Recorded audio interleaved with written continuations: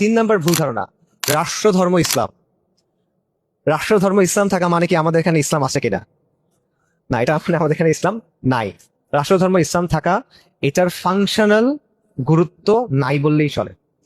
এটা কিরকম, যেমন ধরেন আমাদের, আবারও এটা শুধুমাত্র বাংলাদেশের জন্য না, যে মুসলিম ভূখণ্ডগুলো আছে এখানে যে রাষ্ট্র কাঠামো আছে এটা হলো সেকুলার রাষ্ট্র।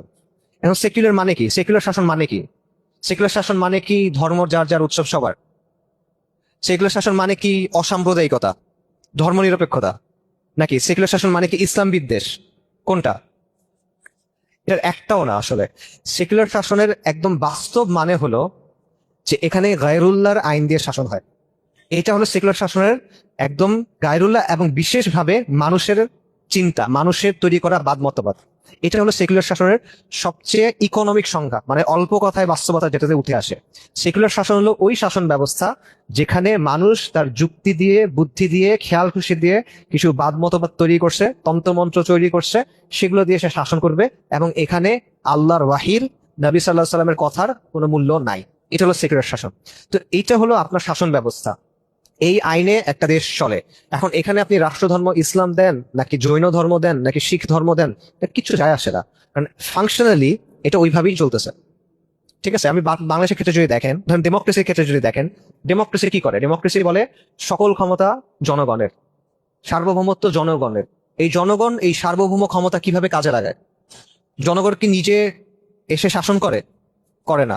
জনগণ কি করে? সে ভোট দেয়, নির্বাচন করে। নির্বাচন করে সে কিছু মানুষকে বাছাই করে। এই মানুষগুলোকে কি বলে? জনপ্রতিনিধি। জনপ্রতিনিধি কি করে? জনপ্রতিনিধি সংসদে যায়। এখন সংসদের কাজ কি? সংসদের একটা নাম আছে, বলতে পারবেন? না, পার্লামেন্ট সংসদে ইংরেজি। সংসদের নাম হলো আইনসভা, লেজিসলেটিভ কাউন্সিল। মানে কি? জনগণ তার সার্বভৌম ক্ষমতা কিছু মানুষকে ডেলিগেট করছে।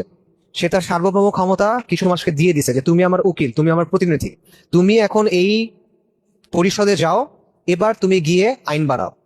এটা হলো সংসদের কাজ। এই জন্যই সংসদের নাম আইনসভা, বিধানসভা, লেজিসলেটিভ কাউন্সিল। সেখানে গিয়ে মানুষ তার খেয়াল খুশি মতো আইন বানায়, এবং সেই আইনকে সে আল্লাহর আইনের উপরে স্থান দেয়। শুধু সেটা না, আল্লাহর আইনকে সে বাতিল করে, এবং সে এটা আপনার উপর বাধ্যতামূলক চাপায় দেয়। আপনি অন্য আইন চাইতে পারবেন না, রাইট? সো এই জিনিসটা হয়। তো এইটার এরকম যখন একটা ব্যবস্থা, তখন সেই ব্যবস্থায় আপনি যদি বলেন যে রাষ্ট্রধর্ম ইসলাম, এটা যদি আপনি সংবিধানের প্রথম 10 পাতায় শুরু থেকে শেষ পর্যন্ত লিখে রাখেন, প্রথম 10 পাতায় আর কোনো কথা নেই, বারবার খালি এটাই লেখা, তাতে কি বাস্তবতা পরিবর্তন হয়? মনে করেন একটা ব্যক্তি, সে প্রকাশ্যে আল্লাহকে গালি দেয়, সে প্রকাশ্যে নবী সাল্লাল্লাহু আলাইহি ওয়াসাল্লামের অবমাননা করে, স্পষ্ট, এখানে কোনো সংশয়ের জায়গা নেই। এখন এই লোক, তার পিতা মারা গেল। এখন আপনি যদি গিয়ে বলেন যে এই লোক তার বাবার সম্পদের উত্তরাধিকার হইতে পারবে না, কারণ ইসলামের একটা নিয়ম হলো কাফের কখনো মুসলিমের সম্পদের উত্তরাধিকার হইতে পারে না, এটা কি রাষ্ট্র মানবে? মানবে না। কেন? কার জাতীয় পরিচয়পত্রে লেখা আছে সে মুসলিম, এই জন্য সে মানবে না। এই লোক একটা মুসলিম মহিলাকে বিয়ে করলো, আপনি কি একজন মানা করেন যে না, কোনো মুরতাদ কখনো মুসলিম মহিলাকে বিয়ে করতে পারে না? এটা ইসলামের স্পষ্ট বিধান, কারো ইখতিলাফ নাই। এটা কি রাষ্ট্র মানবে? মানবে না। কেন? কারণ সে লোক, এখানে লেখা যে সে মুসলিম। এরকম আরেকটা কথা আছে যে কোরআন সুন্নাহ বিরোধী কোনো আইন তৈরি করা হবে না। এগুলো আপনারা এখন অনেক শুনবেন, সামনে নির্বাচন আছে, তো এগুলো এখন অনেক শুনবেন। এগুলো হলো যে আপনাদের যাদের ছোট ভাই আছে বা ছোট বাচ্চা আছে, বাচ্চা মনে করেন চিড়িয়াখানায় গেছে, একটা ঘোড়া দেখছে, ঘোড়া দেখে বলছে যে বাবা আমাকে, ভাইয়া আমাকে ঘোড়া কিনে দাও, আমার একটা ঘোড়া লাগবে, কান্নাকাটি করতেছে। আপনি বুঝলেন না যে দিব দিব, এই তো কয়েকদিন পরে বাসায় চলো কিনে দিব। এটা কেন দেন? কারণ আপনি জানেন যে তার মনে থাকবে না, সে ভুলে যাবে। যেহেতু সে ভুলে যাবে, তাকে একটা তাদেরকে আটকায় রাখে না ঘরের মধ্যে, তাদের এফিডেভিট সবকিছু করা, এরপর তাদেরকে ফ্যামিলি ধরে নিয়ে যায় না? পার্বত্য চট্টগ্রামে এরকম ঘটনা ঘটছে না? নমুসলিমকে মেরে ফেলছে না? এরকম কত ঘটনা আছে। কাদিয়ানিরা তাদের দাওয়াতি কাজকর্ম করে, সেখানে মুসলিমরা কাজ করতে গেলে তাদেরকে জেলে ধরে নিয়ে যায়।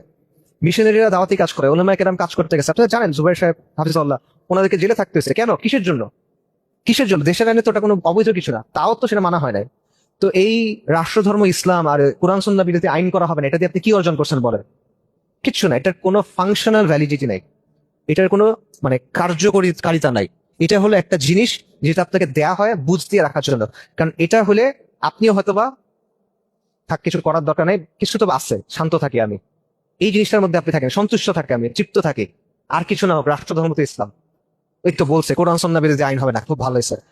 কারণ এইটা যদি আপনি বলে করেন যে না এরকম তো হওয়ার কথা না, এখানে অন্যরকম কিছু হওয়ার কথা এবং এখানে আমার একটা দায়িত্ব আছে, এই চিন্তাটা তো সমস্যার একটা চিন্তা। এই চিন্তাটা ঢুকলে আপনি তো আপনার সাধারণ জীবনে ফেরত যেতে পারবেন না। এই চিন্তাটা ঢুকলে আপনার তো মনে হবে যে আল্লাহর সামনে গিয়ে আমার একদিন দাঁড়াইতে হবে, তাহলে আমি কি বলবো? তো এত চিন্তা করতে কে চায়? তার চেয়ে কথা আপনি মেনে নেন, এটা তো সোজা একটা বুঝ আপনি নেন, সেও বুঝ দিল, আপনিও বুঝ দিলেন, সবাই খুশি। এটা হলো আর কি আমাদের অবস্থা। আচ্ছা।